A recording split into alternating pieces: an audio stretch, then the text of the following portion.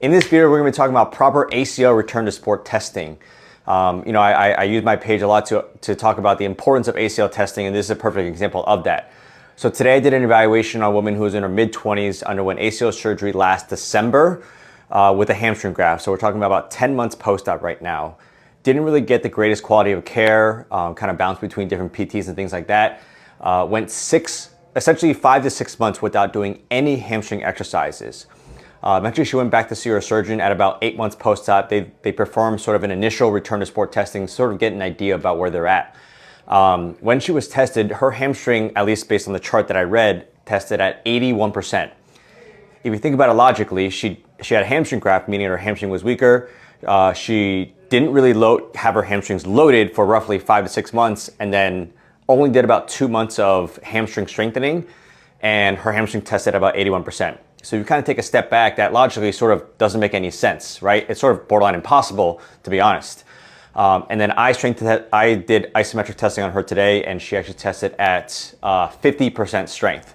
And even her looking at the numbers, she was like, I definitely feel a difference.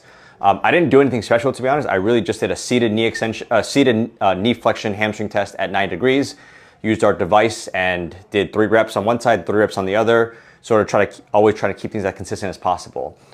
This really shed some light on for her, because she thought she was at 81%, but testing today she was only at 50%.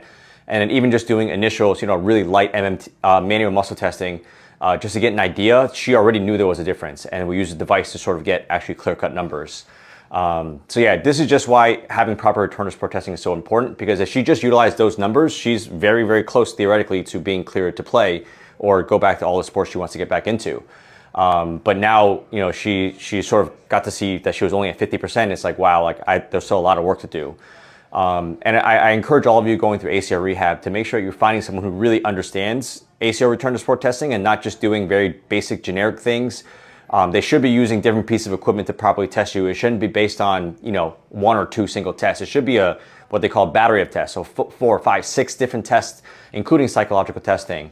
And this is just one example that I can think of. Again, she was told that she was at 80%, but based on our testing today, she was only at 50%. And that was, again, based on 1 single hamstring test. So again, proper ACL testing can really make a world of difference as far as being safe to go back and not safe to go back. And we know that proper testing significantly reduces the chances of a second ACL tear. So hopefully you guys found this video helpful. Please feel free to share it if you guys liked it. Thank you.